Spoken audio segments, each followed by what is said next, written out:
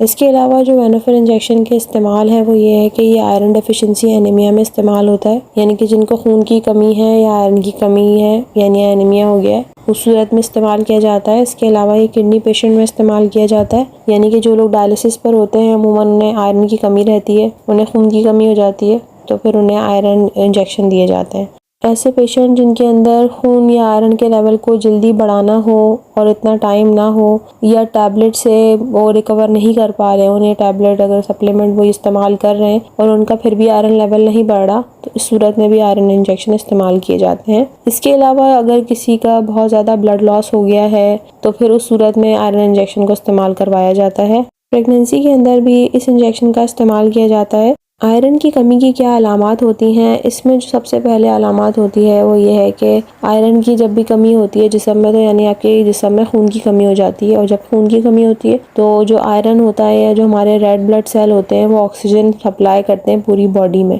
तो इस तरह से आपको ऑक्सीजन पूरे जो ऑर्गन हैं उनको नहीं मिल पा रहा होता, दिमाग को ऑक्सीजन नहीं मिलता, तो इसकी वजह से